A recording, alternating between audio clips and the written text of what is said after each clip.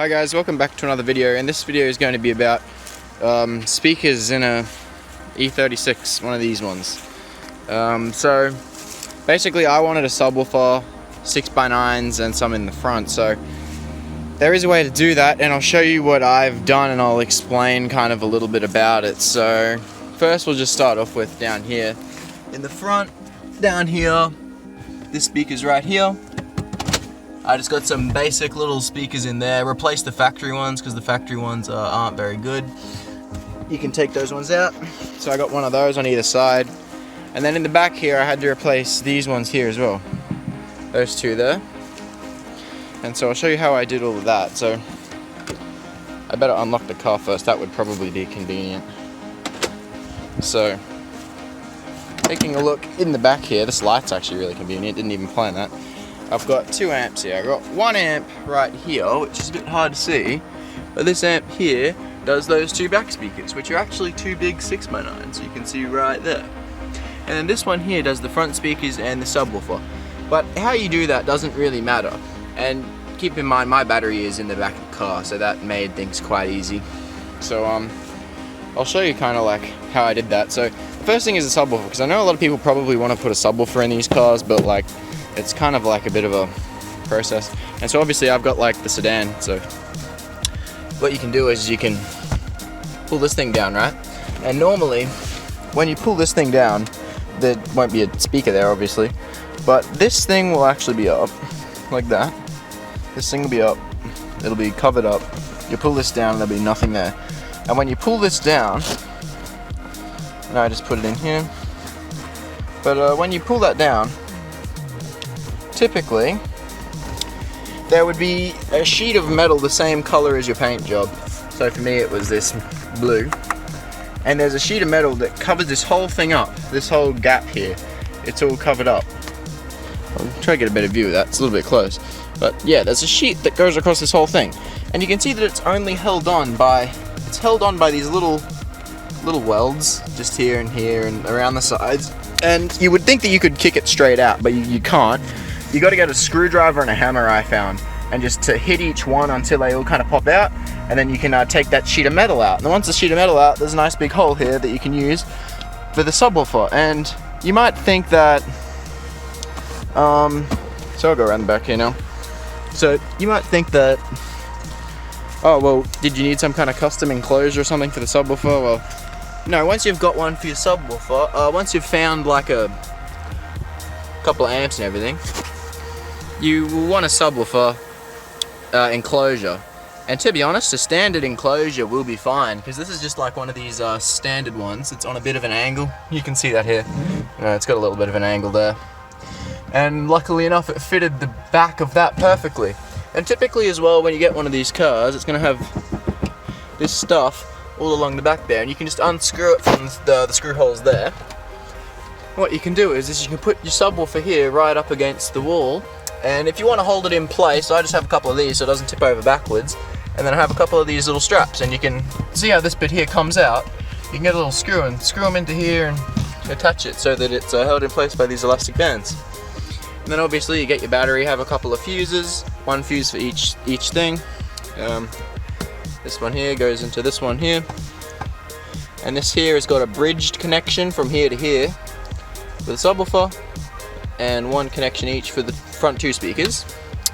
And I've just got an aux cord right now because I'm going to get a Bluetooth module, but haven't got to that yet.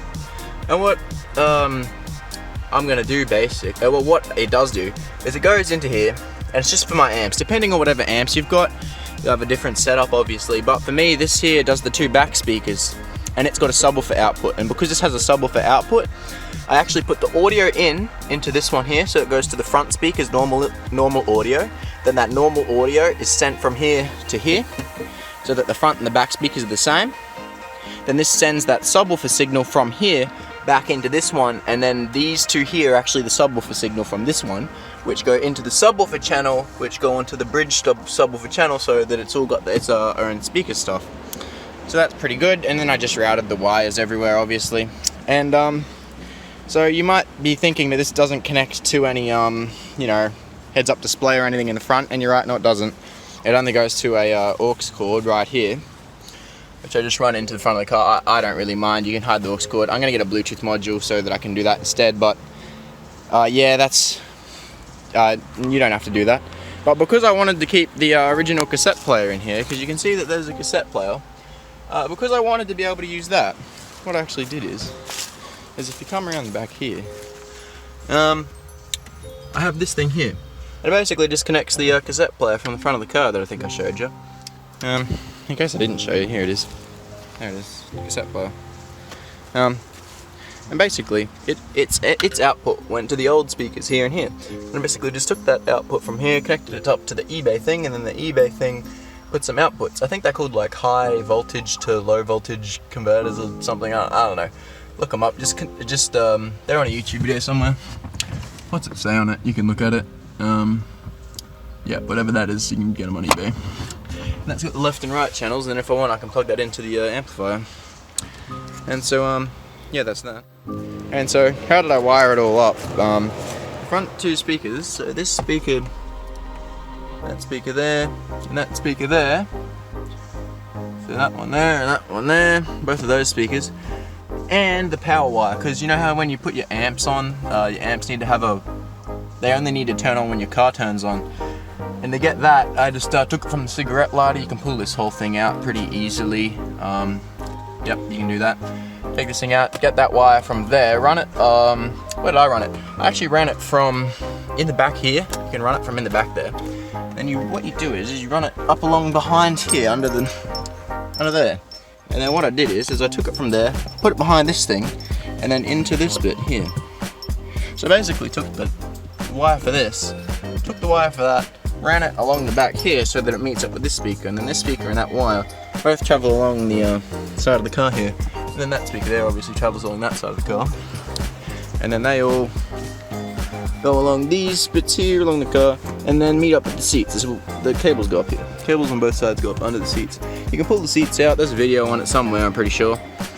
And you run the wires under the seats here, and then once you've pulled all the seats out, that's where you put them under the seats. And then you run the wires through a little hole somewhere there underneath the seats. Run the wires through that, and that'll get them into the back. And then once you get them into the back, you can do that.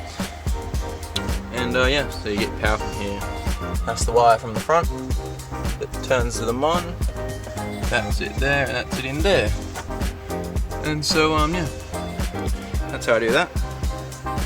So you may have noticed that this car only actually has small speaker holes right here, speaker mounts. And so what you can do to get past that is basically to buy these things off eBay or Bav Sound or whatever it is. You get this adapter thing. You get this adapter thing. It's like 50 bucks Australian, I think. And then you put your speakers into them, and that screws into the top. And they're not quite perfect, but they do the job. If you are wondering about the tweeters, I actually don't have the tweeters hooked up. If you wanted, you could have a component system, but you'd have to have two component systems going from the amp in the back to the speaker down there and this one up here. And the reason I didn't do a component is because number one, I got to fit that all in here somewhere. Number two, you can't really tell the sound is already really good. And three, these tweeters are hooked up to the radio, so they partially work anyway when you're using the radio. And the other reason is because when you take all these door panels off of the old BMW, you actually risk breaking your door panel, because if all the clips break, you might actually not be able to put it back in, and that's really expensive. So it's not worth changing your tweeter if you've already got a couple good speakers in there anyway.